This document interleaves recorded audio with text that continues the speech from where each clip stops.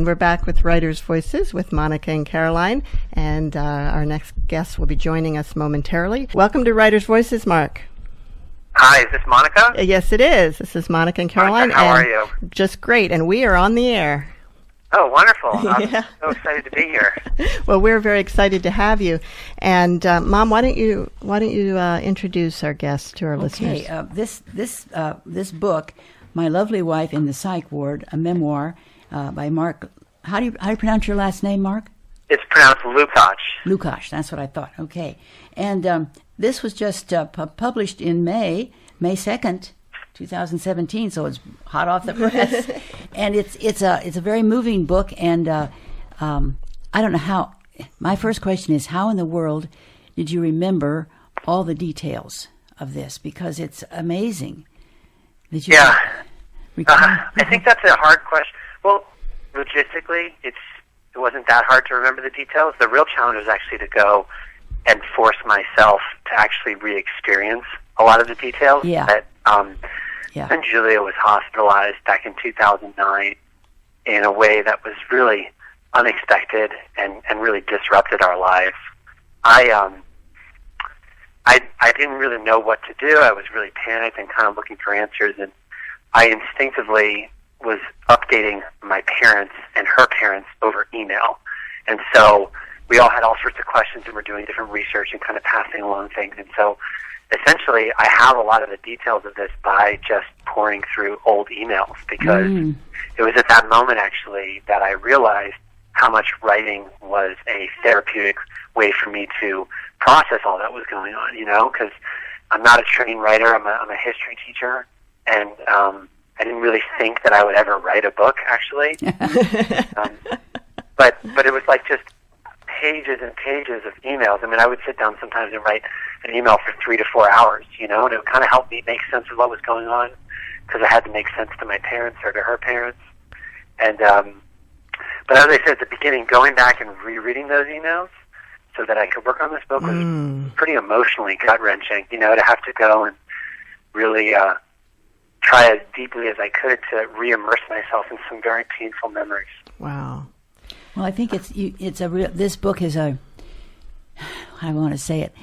It's something that anybody that's been through this would appreciate, but also people like myself that have never had to deal with this kind of thing. We need to know about it. We really do. And my hope is that someone reading this would learn about mental health for sure. Yeah. But I also think that anyone in any relationship has had a crisis, right? Right. Unfortunately, bad things happen to people we love. Yeah. And I think at the core what this book tries to look at is how did Julie and I, how did we try to work together, to not let that bad thing ruin our relationship.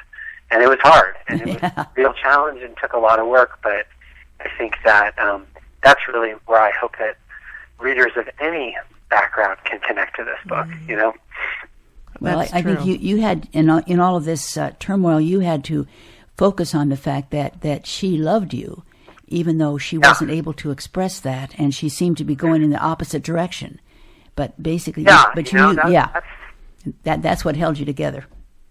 Yeah, her experience of mental illness, she's diagnosed with bipolar, and so she has psychotic episodes where she's delusional and, believing things that aren't real. Mm-hmm. And then she has episodes of prolonged suicidal depression where she basically, has a hard time making it through each day, basically like having a hard time finding a reason to stay alive. And at those moments, it is hard to not take it personally, to not wonder if she loves me or not. I got to be honest. If someone's saying I don't even want to stay alive, and I'm like, well, we're married. Isn't that a reason to stay alive? But I just sort of had to accept that the love is absolutely there at the foundation. It was just that she was so consumed by the experience of her illness that she wasn't articulating that love, but she was still clearly connected to it. Because she has said subsequently that one of the main motivations for her to actually get out of bed each morning when she's depressed, or in times of stability like now, one of the main reasons to take her medication every day is because she wants to be healthy and engaged and just joyful around her family because of how much she loves her family, you know? Yeah, because you have a son, and how old is he now? He actually just turned 5 last week. That's a great age. Yeah, it is a great age. And Julia's been hospitalized 3 times. And after the first hospitalization, we kind of had this hope that it would be kind of a one-and-done thing. You know, there was a lot of... Right. There was an optimistic diagnosis that this was sort of like what you might call a nervous breakdown, and that it was sort of over. And so we cautiously and with a lot of education and consultation decided to have a child, and everything was going great. But once Julia returned to work from her maternity leave, she had her second psychotic episode, and that was when Jonas was 5 months old. And then 2 years later, when he was 2.5 years old, she had her third hospitalization. So he's been alive for 2 of them. And that's a whole other intensely complicating and emotional aspect of things. You know, it was like the first episode was really, really trying on our relationship for the 2 of us. And then the second and third ones made, you know, our concept of family had expanded. And so how do we now just not have this mental illness exist, but also allow us to love as a couple? But now, how do we allow it to exist and still where we can love each other as a family? Wow. You know, Mark, I have so many questions for you, but I do want to give you an opportunity to read a little bit from the book. Sure. So let's do that now so that we don't run out of time when we're asking questions. And I want to tell the listeners a little bit more about you. You're a teacher. You're also a freelance writer that has been published in the New York Times, The Atlantic, and many other publications. You are currently the 9th grade dean at the Athenian School, where you also teach history, and that's in the San Francisco Bay Area. So what section would you like to read today? So I'm going to open with a part from Julia's first hospitalization, where I was sort of introduced to the challenges of what it was going to be like to support her, right? What you just have to understand is, like, we knew nothing about mental illness. Julia had really very few symptoms that may have hinted that she was going to have a full-blown psychotic episode. So when I brought her to the hospital, I thought they were just going to give her a few pills and she'd be on her way. And instead they took her to the Psych Ward, where they admitted her on what is called a 5150. That's basically an involuntary hold of 72 hours. And during that 72 hours, she was offered medication, but she was allowed to refuse it. And after that 72 hours, the way it works is that there's a hearing where the doctor meets with a judge to recommend either the patient be discharged, or else they are upgraded to what's called a 5250.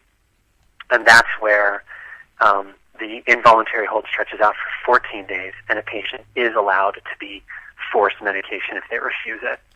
And so this excerpt is when I showed up. I had requested to go to the hearing because I was really worried, and in the 3 days that since we had brought her there, Julia wasn't taking her medication and she was looking actually worse by the day. And I wanted to go and, you know, sort of advocate that Julia needed the care, and so she needed to stay in the hospital. There's one last technicality to be aware of, is that to protect patients' rights, a patient actually has to sign off on who the hospital can communicate with. And when we brought her there, Julia's mom was with us, and they had ridden the ambulance together, and so Julia signed off for her mom. But I was following in the car behind, and I didn't show up till like 15 minutes after. And so when I got there, Julia had already been processed, and I was not signed off as someone they could speak with. So here I am, 3 days into my wife's hospitalization, to show up to a hearing where technically the hospital isn't allowed to even be able to talk to me. On the third day, the hospital was going down a hearing where the doctor presented his case to the judge to see if Julia's 5150 should be upgraded to a 5250. I asked if I could attend, and they said sure. I still wasn't technically allowed to speak with any of the nurses, but I was allowed to go to the hearing. It was going to be on Thursday at 10 a.m., almost exactly 72 hours after we had brought Julia to the ER. For some reason, I thought I needed to dress up for the hearing, so I wore a shirt and tie and arrived at 9:30. I buzzed the ringer to the nurse's station. "Can I help you with something?" she asked, poking her head through the door. "It's not visiting hours until the evening." Oh, I'm not here to visit, I said. I'm here for Julia Lukach's hearing. I was told it was going to be at 10 a.m. Oh, right. Yeah, actually, that already happened. The judge was running early, so they finished about a half an hour ago. Oh. But they said 10, and I'm 30 minutes early. I was in disbelief. Well, it's done already. You can come back tonight to visit. Wait, I'm not leaving yet. I grabbed onto the door handle that was on my side of the room, so the nurse couldn't close the door on me. Can I at least find out what happened at the hearing? I mean, come on. Okay, wait a minute. She closed the door and went back to the nurse's station. I sat in the waiting room, fuming with frustration at the bureaucracy of the mental health system, picking at my stuffy shirt and tie. I had wanted to be there. My mother and I both adamantly agreed that Julia was looking worse than when we brought her here, so there was no way she should be coming home, but what if the doctor didn't agree? After a few minutes of shuffling through paperwork and speaking on the phone, the nurse at the station came back into the waiting room and sat in the chair next to me. The judge signed off on the doctor's request. She said, Julia has been upgraded to a 5250. So she has to be here another 14 days, I asked? Yeah, kind of. If she's ready to come home sooner, then of course she'll come home earlier. What if she's not better after 14 days? Then we do another hearing with another possible extension. A heavy silence followed as I thought about how long 2 weeks were. So now this means that Julia can't refuse her medication, right? I asked. Right, the nurse said. So did she get her medication? I pressed. I'm not supposed to get into the details since Julia still hasn't signed off for you to speak directly with us. Oh, come on, please, I begged her. Give me a break. I came out here for a hearing. I got here early and I still missed it. The least I can get is a little update. The nurse looked at me uncomfortably. She got her medicine this morning right after the hearing, she said quietly. Did she take the medication voluntarily, I asked. I can't tell you that, she said timidly. I shouldn't have even told you that she had medicine. Please, this is a nightmare. Just please work with me here, I said, exasperated. Can you at least tell me if she took the pills by herself? She did not take the pills by herself. Got her medication. I knew what that meant. Closed my eyes and imagined 3 nurses walking into Julia's room, offering her pills knowing she would refuse them, and then holding her down as they rolled up her hospital gown to expose her thigh for an injection.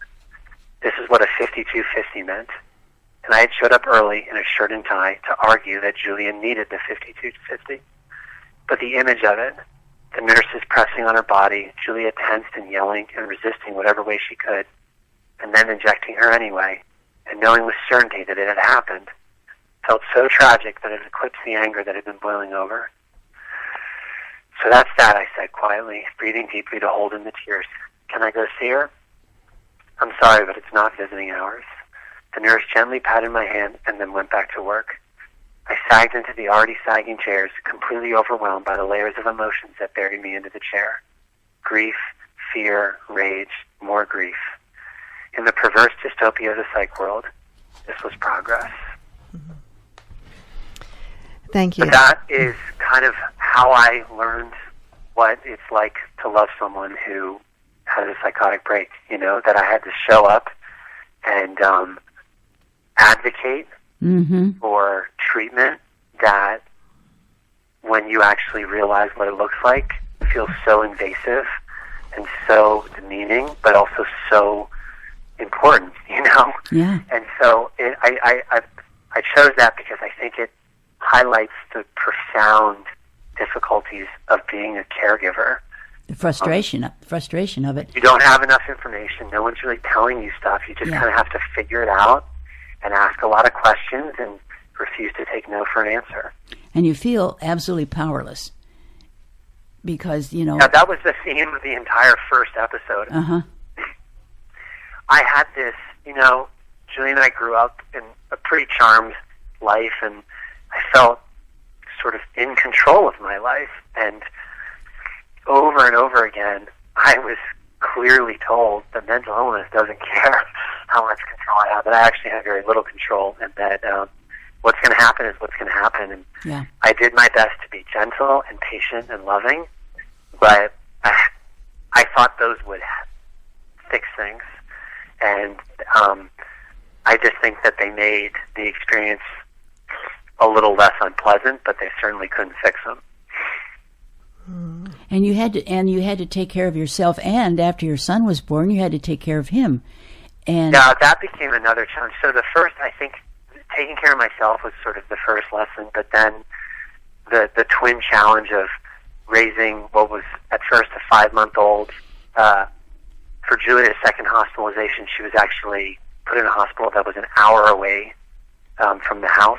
Mm-hmm. To go visit her was like a 4-hour extravaganza that I was doing every day.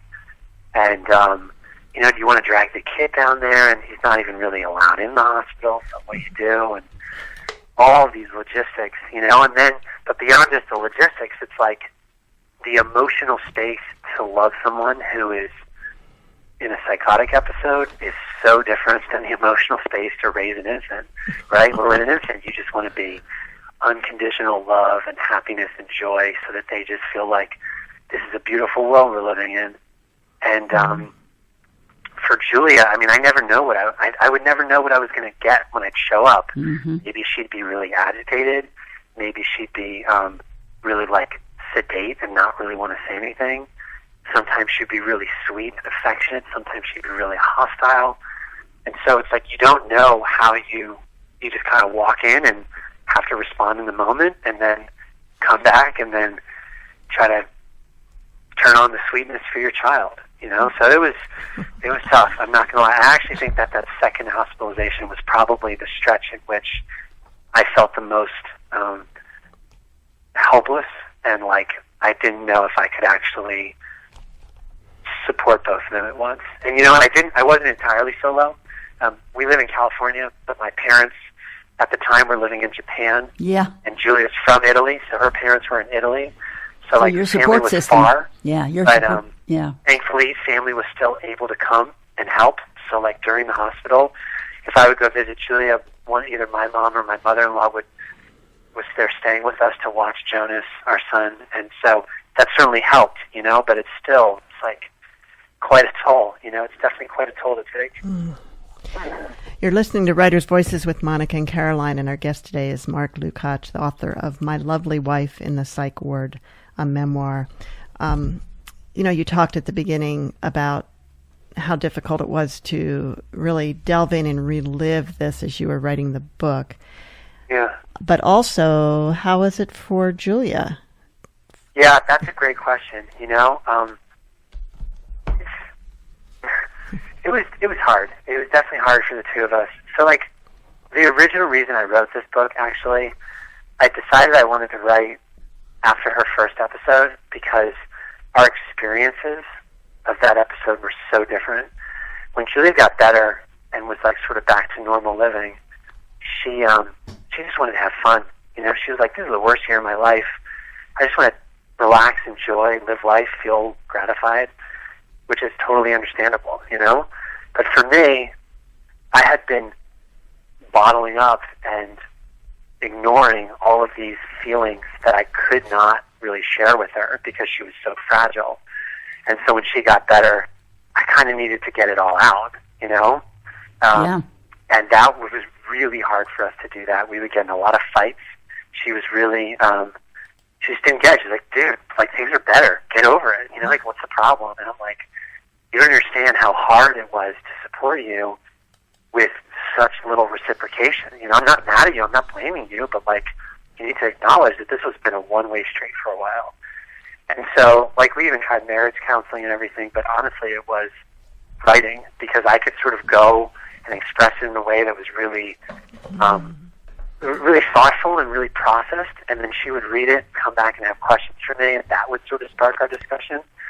And that, the writing about this actually became a way for us to appreciate the differences of each other's experience, but also acknowledge how much we needed to treat this like a shared illness, right? Like, we needed to approach this together. It wasn't that Julia could say that it was harder for me because I was in the hospital, or I could say it was harder for me because I basically had to manage not just my life, but your life. But instead, it's like it's hard for both of us, and so that's how we just experience it differently.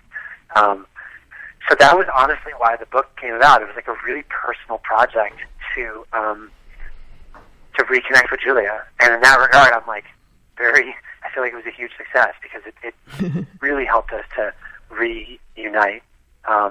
We decided to go public with it because we believe that there's potential that this book can help other people. You know, that that idea, that exploration of mental illness as a family experience as compared to an individual experience. Mm-hmm. I certainly was looking for narratives like that when Julia was hospitalized and not finding them. And so my hope has been that if I can write about this, maybe some readers out there might just be able to find a little bit of hope or guidance along the way. And I have to say that, like, yeah, we continued to, it was still tough. Like, it was emotional, and we sometimes would disagree about what we wanted in the book or what we didn't want in the book. But in the end, you know, we've done a couple book readings. Julia comes to all of them, and we always do a Q&A with the audience that Julia participates in. And it's been unbelievable to see how empowered she is. That she stands there with so much pride and so much wisdom. I feel like the way that this book has transformed her makes me, like, I've fallen even more in love and have grown even more admiration for her, for the courage she had, not just to go through these challenging experiences, but to share them so that others can learn from them. It's really amazing. Well, you know, mental illness is something, as you know, you well know, that it's sort of, it's hard to talk about, and it's hard to share because there's an element of blame of the person suffering from mental illness from the world at large. Fall out of a tree and break your arm. People don't sit there and micro-analyze. Yeah, like, well, you shouldn't have been. Arm. They just say you broke your arm. Yeah. But, like, if someone is depressed or has a psychotic break or any of these other things, it's like it's an invitation for people to say, well, what's wrong there? And what happened here? And whose fault is this? Yeah, exactly. It's tough, you know? And this is Mental Health Awareness Month, I understand.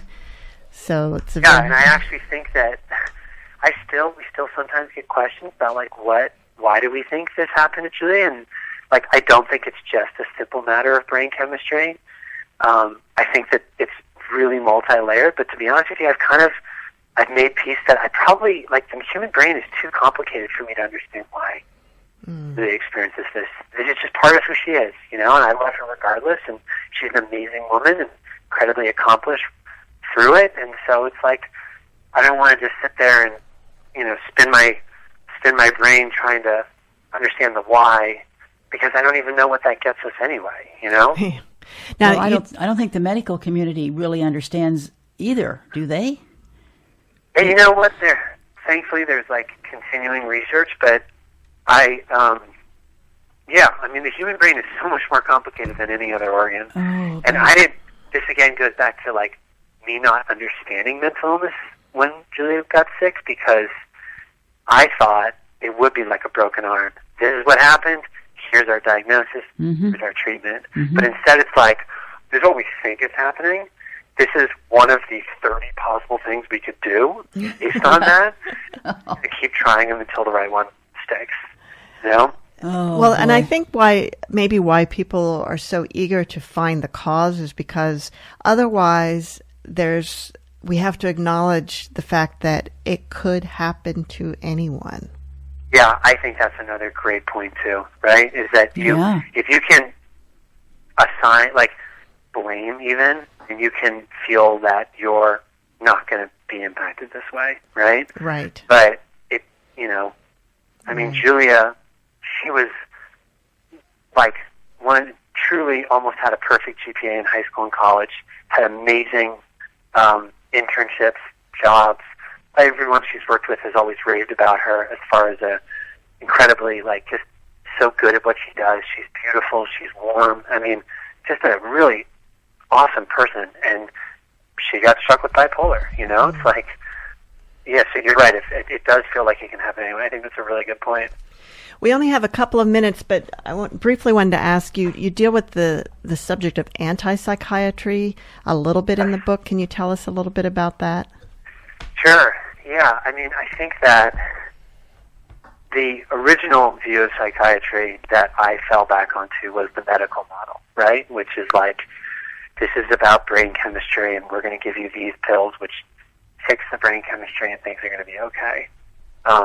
Anti-psychiatry is a movement that is really questions that premise. It even questions the premise that some of these experiences, like psychosis or depression, are bad things that need to be fixed, but are instead maybe a part of living that can even be a good thing. You know, like that people gain insights through psychosis that they otherwise would not have in a quote-unquote normal perspective. I have a friend who, he's a really dear friend of mine, and he kind of introduced me to some of the ideas of antipsychiatry during Julia's second episode. And at the time, I was sort of in the throes of it, and it was really hard for me to process this because antipsychiatry, as the name implies, is directly confrontational to psychiatry. And so there is a lot of, criticism of, for example, forced injections, medication at large, right? And so it was really hard for me to think through these ideas when I was in the thick of it. But afterwards, I realized there's some really powerful insight in it, especially antipsychiatric. I think what they clued me into the most is that mental illness, it's so much about the power dynamic, right? The doctor's completely in charge. The patient feels like they have little to no say because they're in maybe an altered state, and so their perspective isn't even really being listened to. It's more just being like, yeah, whatever, you're psychotic, so we're going to fix you, you know? And I think that where I currently stand is kind of moving on the spectrum from day to day, but it's really become more like I understand why the medicine can be super helpful for people, but I also understand that when you treat someone, you need to give them dignity. You need to have them feel a sense of autonomy, because otherwise there's going to be a lot of built-up resentment, which could right and come into fruition later in some really ugly ways. And Mark, it seems like you really found a good balance there between psychiatry and empowerment. Yeah, I wouldn't think it works for us, anti-psychiatry, right? but Julie and I try to have a team approach. We want her voice to be heard. We want my voice to be heard. We recognize that medicine works for her, but truth is, it's working for us now. And I think the biggest thing is just recognizing that how her illness continues to unfold over the rest of our lives, being open to an evolving idea of how we want to treat it, you know? It's just we just can't be rigid. We have to be flexible because we don't know what it might look like and what our lives might look like when it hits. That is true. And Mark, thanks so much for being with us today. We are out of time. You're welcome. And Caroline, I know you have some closing words. Yes, and I wanted Mark to hear this because it applies to him. If you're someone people count on, particularly in difficult moments, that's a sign of having lived a life honorably. And thank you so much for listening, tuning in to Writers' Voices today. See you next week. You can hear the rebroadcast Monday.